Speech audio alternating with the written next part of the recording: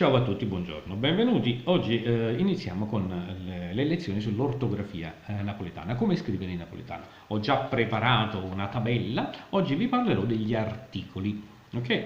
Si li vede? Sì, si vede. Bene, questi qua sulla sinistra ci sono gli articoli in italiano, il, lo, la, i, gli, le. In più c'è la L apostrofata che si mette davanti alle parole che cominciano con vocale. L'amore, l'edera, l'imbuto, l'ombra, l'uomo. Bene, incominciamo. La il in napoletano non esiste il.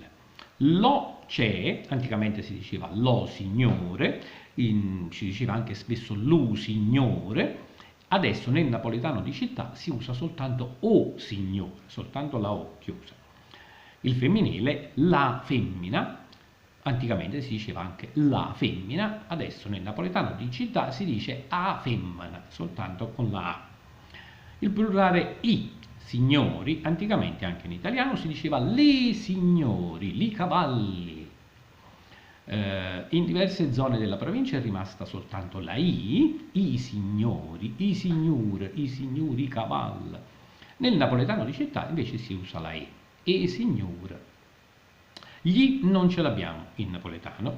Le, il plurale femminile, anticamente anche in napoletano era le femmine, molto più spesso le femmine. E adesso nel napoletano di città è rimasta e femmina. Come vedete il plurale sia femminile che maschile è molto simile. Li e è nel napoletano.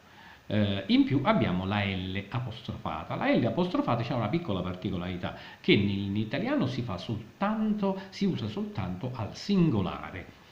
L'uomo, che al plurale si mette gli uomini.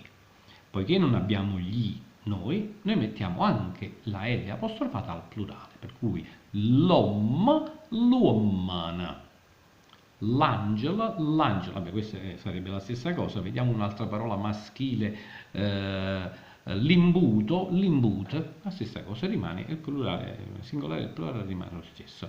In diversi studiosi ritengono opportuno mettere la doppia L, questa,